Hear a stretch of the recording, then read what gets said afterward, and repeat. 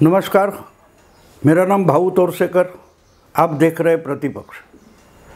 दोस्तों, आज का वीडियो शुरू करने से पहले मैं एक घोषणा करता हूँ, यानी आपको याद दिलाना चाहता हूँ कि 2014 और 2019 दोनों लोकसभा चुनाव के पहले,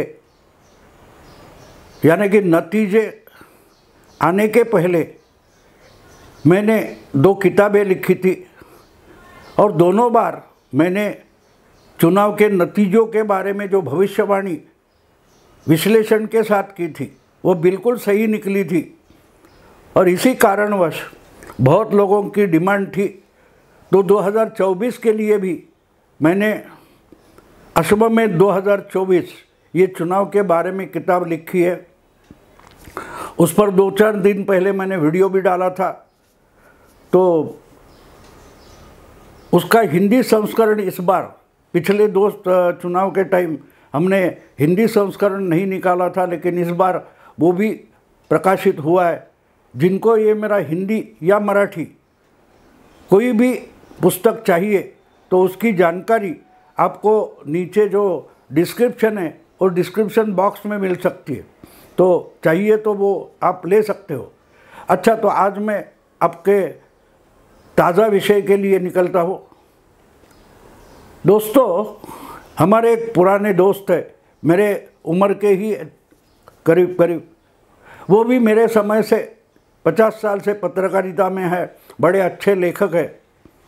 कल परसों उनका एक वीडियो जो हिंदी और मराठी में वो भी बनाते हैं, जिनका नाम अनिल थत्ते है, मराठी है। तो उन्होंने जो चुनाव के लिए घोषणा पत्र जाहिर हुए, उस घोषणा पत्र के बारे में एक अच्छी कमेंट की, मुझे पसंद आई, तो इसलिए मैं वो कमेंट पकड़कर मेरा वीडियो पेश करने वाला हूँ। उन्होंने सारे के सारे जो चुनाव के घोषणा पत्र होते उनके बारे में एक अच्छी बात कही। ये सारे घोषणा पत्र पॉलिटिकल पार्टीज़ के चुनाव के समय प्रकाशित होने वाले जो घोषणा पत्र है वो कैसे यूजलेस, जिसका कोई उपयोग ही नहीं है, इसके बारे में बोलते बोलते एक बात अच्छी कही कि ये बैल का दूध होता है। अब आपको मालूम है कि बैल तो दूध देता नहीं। अगर आप बैल का दूध निकालने की कोशिश करोगे तो आप थक जाओगे, मर जाओगे, लेकिन बैल तो दूध देगा नहीं, क्योंकि बैल दूध देता ही नहीं। फिर भी पिछले 70 साल से हर चुनाव में घोषणा पत्र आते हैं और कभी हम मुड़कर नहीं देखते कि पिछले घोषणा पत्र में उसी पार्टी ने, उसी दल ने क्या क्या आश्वासन दिया था अपने मैनिफेस्टो में, घोषणा पत्र में। और इस समय का घोषणा पत्र भी चर्चा, डिबेट होते हैं और फिर नतीजों के बाद वो सब घोषणा पत्र सब लोग भूल जाते हैं।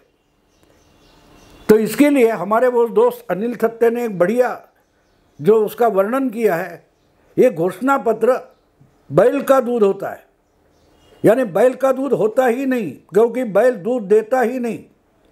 फिर भी अगर हम बहुत सारे पार्टियों के चुनाव के घोषणा पत्र देखें तो जो वो कर नहीं सकते, जनता को जो देना ही इनके लिए इम्पॉसिबल है, अशक्य है, वो भी वो मान लेते हैं, आश्वासन देते हैं, हाँ आपको दे देंगे, बैल का दूध दे देंगे। तो बैल का दूध देने जैसी जो आश्वासन होता है, उसका ही मतलब ये घोषणा पत्र है। ये आइडिया मुझे पसंद आई और जब उस आइडिया पर मैं सोचने लगा तो मुझे उससे मिलता जुलता सबसे अच्छा घोषणा पत्र अगर मिला किसी का तो राहुल गांधी का। वो देश भर के गरीब लोगों को डायरेक्टली खाते में 1 लाख रुपए देने वाले हैं, खट करके। अगर इनकी पार्टी को, यानी कांग्रेस को, या कांग्रेस ने बनाया हुआ जो गठबंधन है, इंडी गठबंधन, ये अगर इतना जो चाहिए वो लोगों को दे सकता था, तो 70 साल में कम से कम 50 साल देश में कांग्रेस की सरकार रही, देश की सारी सत्ता कांग्रेस के हाथ में रही, तो उस वक्त राहुल गांधी के पिताजी हो, दादी हो या परनाना हो, इनके हाथ में पूरी की पूरी सत्ता थी, तो इन्होंने हमें बैल का दूध क्यों नहीं दिया था? क्योंकि राहुल गांधी उनका जो न्याय पत्र या घोषणा पत्र बनाया है उसमें लोगों को भूल भुलैया करके बता रहे, अरे गाय तो गाय, भैंस तो भैंस, हम आपको बैल का भी दूध देंगे। जो जो आश्वासन उसमें दिए गए वो अगर एक नज़र में आप पढ़े तो आपको पता चलता है इसमें से एक भी आश्वासन, एक भी एश्योरेंस कांग्रेस पार्टी क्या कोई भी पार्टी पूरा नहीं कर सकते, क्योंकि वो करने के लिए जो साधन और चीज़ें चाहिए हाथ में वो सरकार के हाथ में है ही नहीं। तो ये क्या बता रहे, एक दूसरे के खिलाफ नफरत फैलाने का काम कर रहे। जो इंसान 2 पदयात्रा कर चुका है और हर पदयात्रा में बोलता है कि मैं नफरत की बाजार में मोहब्बत की दुकान खोलना चाहता हूँ, और उनके मुंह से जो हर एक शब्द निकलता है वो तो सिर्फ नफरत भरा होता है। कभी मोदी के खिलाफ जहर उगलेंगे, कभी अदानी अंबानी के खिलाफ जहर उगलेंगे, कभी वीर सावरकर के खिलाफ जहर उगलेंगे। किसी ना किसी के खिलाफ जहर उगलने का मतलब, अगर मोहब्बत की दुकान है तो नफरत क्या चीज़ है ये बड़े बड़े वैज्ञानिकों को अपनी प्रयोगशाला में ढूंढकर निकालना पड़ेगा, संशोधन करना पड़ेगा, रिसर्च करना पड़ेगा कि भाई ये नफरत क्या चीज़ होती है।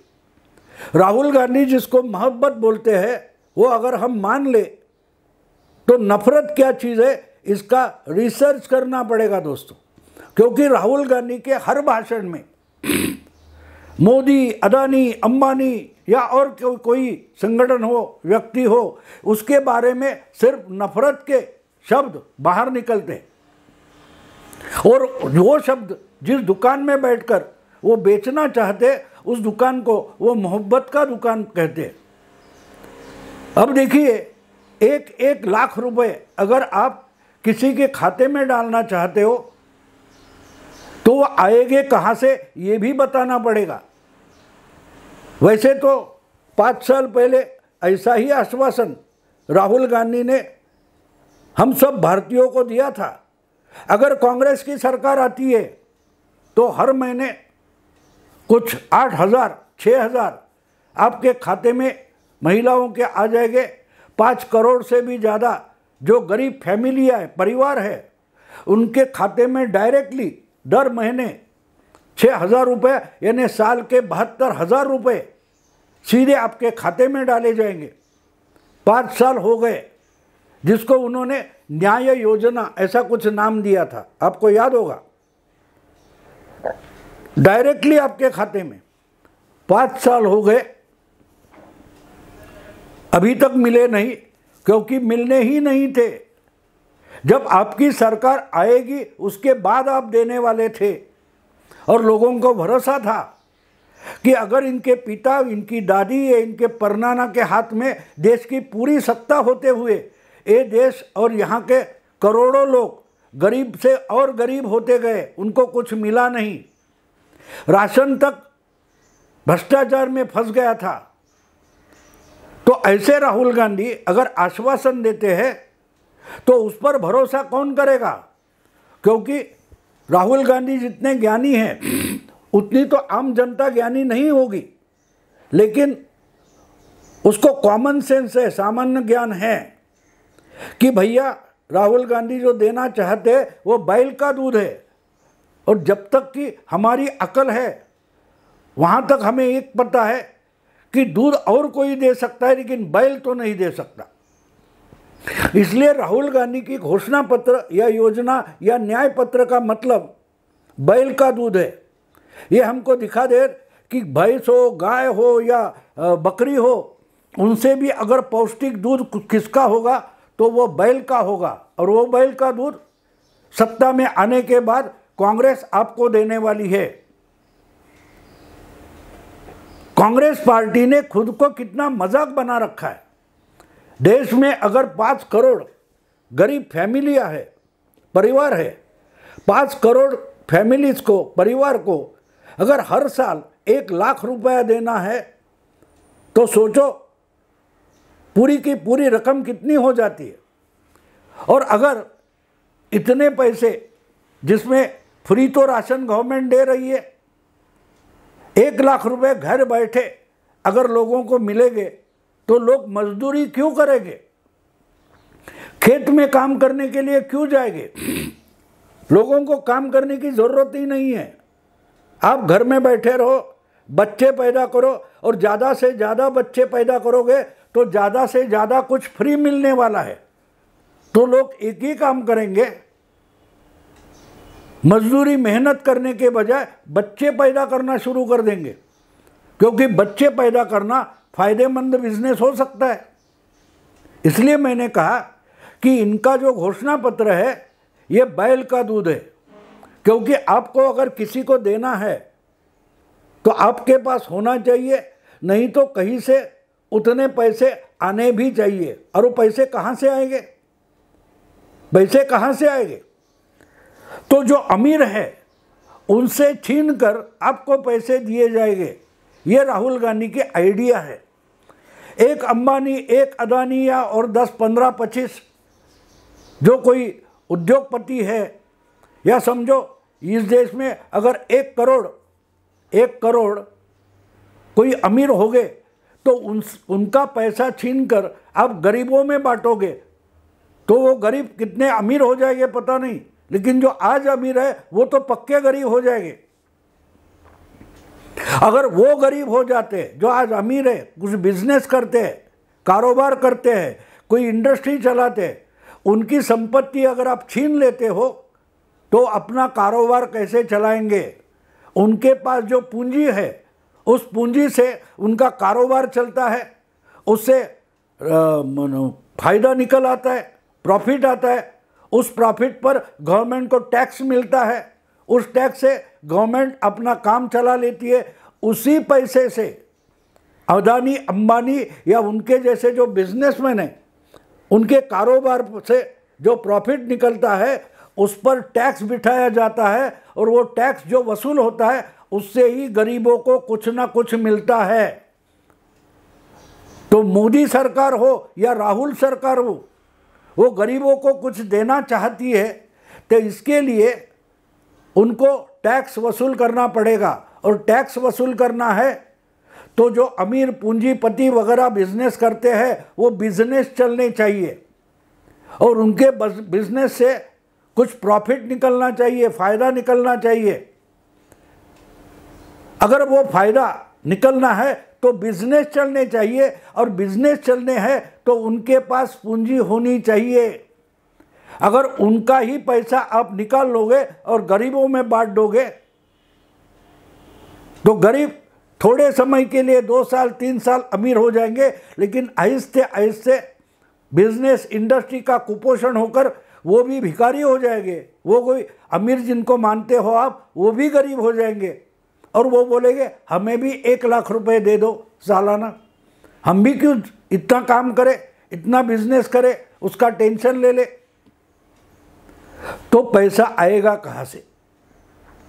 राहुल गांधी को गरीबों को अमीर बनाने के लिए पैसा बांटना है, ज़रूर बांटे, लेकिन वो पैसा कहाँ से आएगा उसका कोई जवाब नहीं है।